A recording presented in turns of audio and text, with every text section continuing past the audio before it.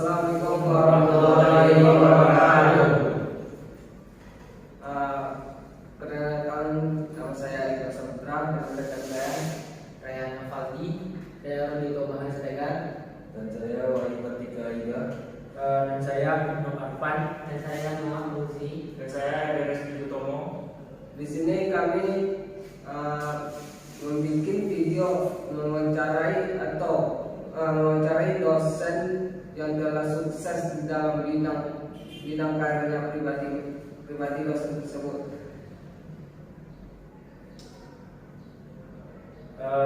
Setelah kami mewawancarai narasumber tersebut, kami akan menjelaskan kesimpulan apa saja yang dapat kita ambil dari hasil wawancara tersebut. Ya, langsung saja ke video. Assalamualaikum warahmatullahi wabarakatuh. Kami dari Mesin Otomotif akan mewawancarai Pak Aken Derisman STMT selaku Kaprodi Mesin Otomotif. Tujuan kami mewawancarai Pak Aken untuk menyelesaikan tugas AIK dari Ibu Tuti. Dalam rangka wawancara ini kami ingin menanyakan hal-hal terkait tentang kesuksesan dalam kehidupan Pak Aken. Mohon izin Pak atas kehadiran kami untuk mewawancarai Bapak. Untuk pertanyaan pertama, apa sajakah faktor-faktor yang menjadi penunjang dari kesuksesan yang Bapak raih untuk sekarang ini? Baik, faktor yang menunjang kesuksesan ya. Kesuksesan ini itu di dalam kehidupan, ya, bisa juga di dalam kerjaan gitu ya, Pak. Nah, kalau untuk sukses itu sudah jelas faktornya. Yang pertama itu kita perlu ada tekad, ya. Nah, tekad ini yang akan nanti menjadi motivasi bagi kita untuk mencapai apa yang kita inginkan, ya. Tujuan itu kita ingin sukses, ingin apa, ya. Lalu yang kedua tentunya kerja keras, ya kan. Kalau kita sudah punya tekad, sudah punya keinginan, kalau kita tidak bisa melaksanakannya, bekerja keras, tentu tidak akan tercapai juga. Ya, jadi itu perlu kerja keras kita. Terus yang ketiga itu tentunya doa, ya.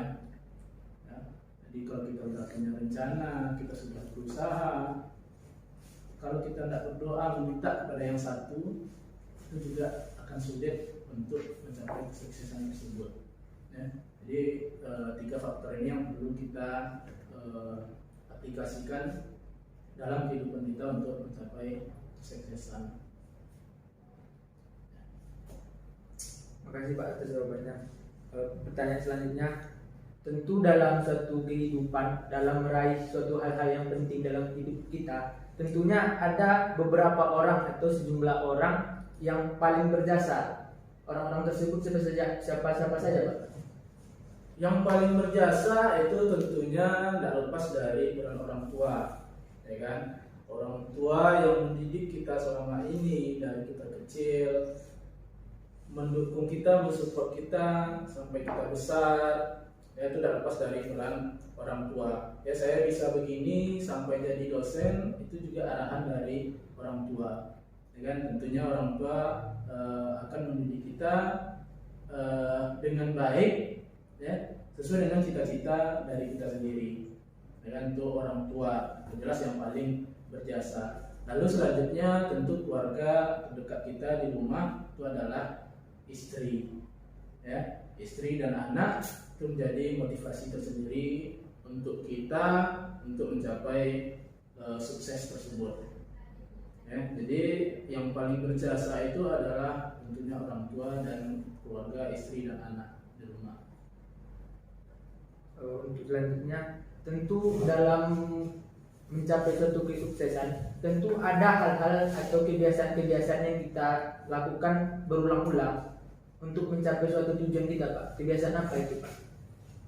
Kebiasaan yang dilakukan berulang-ulang untuk mencapai sukses.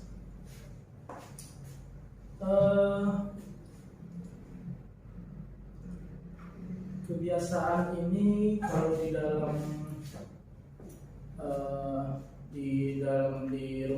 rumah ya, di rumah tangga itu jelas kita kebiasaan yang kita lakukan terus di rumah itu saya selalu kalau di rumah itu saya selalu introspeksi diri, ya kan, berkaca di mana letak kesalahan-kesalahan saya dan kekurangan-kekurangan saya selama ini yang bisa diperbaiki terus ke depannya agar kita bisa selalu kita evaluasi tahap ini kita sudah berhasil, kita harusnya di tahap yang selanjutnya. Yang di tahap selanjutnya kita pandang lagi ke tahap yang pertama, apa yang kekurangan saya, gitu kan? Nah, kita belajar lagi sampai ke tahap selanjutnya. Nah, mungkin selalu di rumah itu introspeksi diri, ya, diri sendiri agar kita tahu di mana letak kesalahan kita, di mana letak kekurangan kita, ya kan? Kalau dalam pekerjaan di kantor atau di kampus itu kalau disebut kebiasaan ya rasanya tuh hampir sama aja lah ya sama yang lain, ya kan? Kita untuk mengajar berarti kita harus ada persiapan terlebih dahulu, perangkat-perangkat kita harus kita siapkan terlebih dahulu, ya kan? Kita rencanakan pembelajaran kita seperti apa metodenya, gitu kan? Apa yang menarik untuk kita ajarkan, ya. Jadi hampir sama juga kalau di rumah seperti itu, di kantor ke mahasiswanya lagi. Ya, ini kan suksesnya bisa diartikan sebagai sukses kita mengajar, ya kan? Karena di kampus sebagai dosen seperti apa dosen ini sukses mengajar, ya. Tentu harus ada persiapan, membuat perangkat, membuat perencanaan seperti itu. Nah, ini yang dilakukan terus, dibiasakan, ya. Nah, sehingga kita bisa maksimal di profesi kita masing-masing. Gitu. Untuk pertanyaan selanjutnya, Pak, seseorang pasti tentunya pernah mengalami di mana masa dia berada di titik terendah dalam hidupnya, Pak. Kapan masa itu terjadi pada Bapak dan bagaimana cara Bapak untuk bangkit dari titik terendah itu? Titik terendah dalam hidup, kalau di dalam pekerjaan saya pernah di tahun 2018 saya berhenti dari pekerjaan di luar daerah, pindah ke tempat kerja sekarang, ya. Titik terendah itu dimulai dari awal saya masuk di kerjaan yang baru saya ini, ya. Kenapa saya bilang di titik terendah? Karena waktu di tempat yang baru saya bisa dibilang kalau ekonomi saya bisa dibilang lebih dari cukup, ya, lebih dari cukup waktu di tempat yang lama, pekerjaan yang lama, ya. Dimana saya juga bekerja dan istri juga bekerja, ya kan? Nah, sama-sama punya penghasilan di atas UMR, ya. Nah, saya putuskan untuk berhenti dan pindah ke daerah, ya, daerah sekarang, mana bisa bilang juga kampung saya juga, ya kan, pindah ke daerah sendiri, tetapi di tempat pekerjaan yang baru, ya. Tempat pekerjaan yang baru, bekerja sendiri, ya, tidak lagi dibantu oleh istri, ya, di awal, dengan ya bisa dibilang pendapatan itu sangat jauh dari yang saya dapatkan pada saat di tempat yang lama, ya. Mungkin setengahnya dari tempat yang lama saya tidak dapatkan di sini, ya. Dan yang saya dapatkan itu semuanya saya tanggung, ya, di keluarga saya. Disitulah saya rasa titik terendah, ya, dalam hidup saya. Benar-benar berjuang lagi dari bawah, dari nol, untuk bisa selalu melanjutkan hidup sampai ke titik sekarang ini. Nah itu bagi saya titik terendah saat pertama kali pindah di tempat pekerjaan yang baru. Gitu. Baik Pak, untuk pertanyaan selanjutnya, tentunya dalam kehidupan kita selalu mengalami suatu masalah-masalah yang sering terjadi. Masalah apa itu yang sering terjadi dalam kehidupan Bapak dan bagaimana cara Bapak mengatasinya? Oke, masalah yang sering terjadi ya, ini ada hubungannya dengan yang di titik terendah. Kenapa saya bilang seperti itu? Di titik terendah itulah di masa kita di mana kita diuji, ya, diuji paling berat, ya kan? Nah, di sanalah banyak masalah-masalah yang saya terima, ya kan?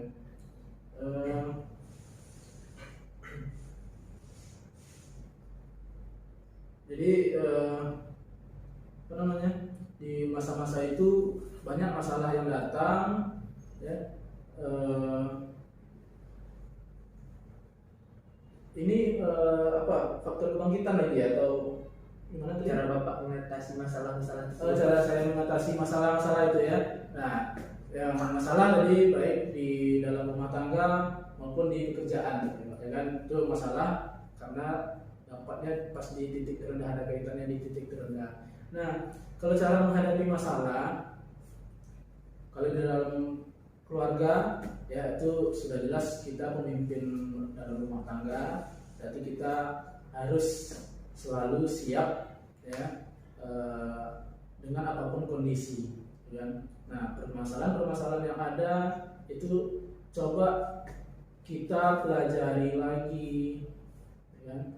Nah, seperti tadi kita evaluasi lagi dan kita cari jalan keluarnya, ya. Nah, itu saya hadapi dengan sabar, ya, tentu dengan sabar. Karena kalau kita tidak sabar, itu pikiran itu tidak akan tenang, ya, dan tidak akan bisa memecahkan masalah. Ya. Nah, karena kesabaran tadi inilah yang membuat saya bisa menyelesaikan masalah-masalah, ya, baik di dalam rumah tangga maupun di tempat pekerjaan. Nah, itu sama-sama butuh kesabaran, ya. Nah, itu poin dari saya, sabar untuk menghadapi sebuah masalah itu. Ya, Pak, baik, untuk pertanyaan terakhir, ini saya ingin menanyakan bagaimana sudut pandang Bapak tentang suatu kesuksesan dalam kehidupan, Pak? Sudut pandang saya dalam kehidupan, Kesuksesan dalam kehidupan. sukses, Ya. itu ya. Sukses itu bagaimana? Sukses itu bagaimana? Kalau sudut pandang saya mengenai sukses, sukses tidak bisa dinilai hanya dari materi. Ya. Kenapa saya bilang seperti itu? Karena banyak orang yang dicukupkan dengan uang, tapi belum bahagia di hidupnya. Jadi tidak bisa diukur dari materi. Ya. Lalu sukses itu tidak bisa juga diukur dari jabatan. Banyak orang yang punya jabatan-jabatan yang tinggi, tapi berakhir biasanya kadang berakhir di penjara, gitu kan. Jadi menurut saya tidak juga bisa dipandang dari sudut pandang dia punya jabatan yang bagus berarti dia sukses, ya. Jadi kalau sudut pandang saya mengenai sukses dalam kehidupan, sukses ini punya arti banyak. Nah, kalau dari saya sendiri, sukses itu bagaimana kita bisa mencapai sebuah tujuan, ya. Tujuan itu baik seperti jabatan tadi ataupun keuangan tadi, tapi kan tidak harus itu, gitu kan. Tapi kita maunya di mana, ya, sebuah pekerjaan ini. Kita sudah bisa dapatkan itu dan kita bisa tenang dengan menjalankannya. kan? Jadi kalau kita punya uang tapi kita tidak tenang, ya tidak bisa juga dibilang sukses. Kan? Kita punya jabatan tapi kita tidak tenang juga dengan jabatan kita, menurut saya itu juga belum bisa dibilang sukses. Ya. Tapi kalau kita udah punya uang tapi kita nyaman, ya tidak ada masalah, gitu kan? Itu menurut saya udah bisa dikatakan sukses, gitu kan? Kita punya jabatan, tapi kita bisa tenang dengan jabatan kita, ya amanah dengan jabatan kita. Ya. Nah itu juga bisa menurut sudut pandang saya itu bisa dikatakan sukses. Ya kan? Jadi bukan berarti orang punya uang banyak dia sukses, orang yang punya jabatan tinggi dia bisa dibilang sukses, dan juga bisa dibilang seperti itu. Kita lihat faktor di belakangnya. Ya, jadi menurut saya itu kita tenang dalam menjalankan kehidupan, tapi kita juga punya tujuan target ya yang akan kita capai. Kita dapat target tersebut, kita sudah tenang melaksanakannya, tidak ada keraguan-keraguan, ya, tidak ada masalah yang membuat kita rusak di jabatan itu atau di keuangan itu sudah bisa, menurut saya itu sudah bisa dibilang sukses. Berarti inti dari kesuksesan itu adalah mendapatkan suatu kebahagiaan. Mendapatkan suatu kebahagiaan benar sekali. Ya, Kebahagiaan tenang tanpa beban pikiran. Ya, namanya kalau beban itu kan pasti ada beban, ya. Namanya hidup pasti ada masalah, gitu ya. Tapi jangan jadikan masalah ini yang masalah yang menghancurkan kita berkelanjutan. Ya. Contohnya kita punya uang, tapi uang ini zakat tidak kita keluarkan, sedekah kita tidak kasih, kita tidak berbagi sama orang lain, ya kan? Dan kita mendapatkan misalnya dengan cara yang tidak halal, ya. Bagaimana perasaan di kita, ya kan? Uangnya tidak berkah, tidak bermanfaat bagi orang lain, ya.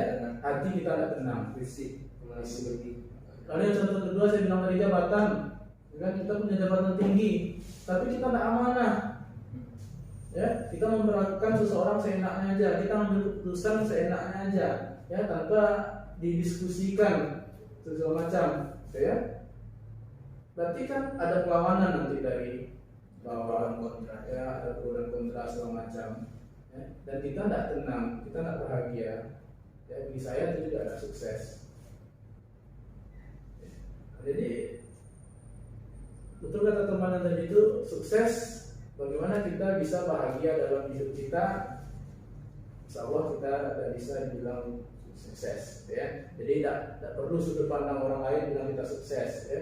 Oh bapak ini tidak sukses nih, ya. Karena tidak punya uang, tidak punya jabatan. Belum tentu seperti itu, ya. Orang nilai sukses ini dia dari materi, ya, dari sesuatu hal, ada indikatornya, gitu kan. Tapi biarlah kita sendiri yang merasakan sukses kita. Ya, kita sukses kita itu bagaimana? Ya, biar kita sendiri yang merasakan. Tidak perlu orang lain yang ngomongnya ini sukses, ini tidak sukses. Ya, itu cuma pandangan orang lain. Ini kan pandangan kita sendiri, gitu ya. Pandangan saya bagaimana dikatakan sukses, dan biarlah kita sendiri yang menilai diri kita sukses atau tidaknya. Ya, gitu. Ya, terima kasih atas dari jawaban-jawaban Pak Aken terkait wawancara hari ini. Semoga dari jawaban tersebut menjadi motivasi bagi kami untuk merintis karir kami menuju jalan kesuksesan. Terima kasih banyak kepada Bapak Aken Darisman. Assalamualaikum warahmatullahi wabarakatuh. Dari hasil interview kami tadi atas mewawancarai Bapak Aken, dapat kami simpulkan beberapa hal. Tentunya suatu hal yang dapat memotivasi kita untuk meraih atau merintis dalam kesuksesan kita. Yang pertama akan dijelaskan satu-satu oleh teman-teman saya. Ya, silakan. Kesimpulan yang pertama itu adalah kesuksesan Pak Aken dalam bidang karirnya itu ada 3 faktor. Yang pertama tekad dan motivasi. Dia itu cari tekad dia untuk motivasi dari orang-orang yang telah sukses sebelum dia. Yang kedua, kerja keras.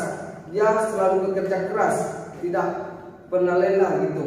Ibarat dia mencari-cari solusi untuk gimana dia sukses di dalam karir yang dia inginkan.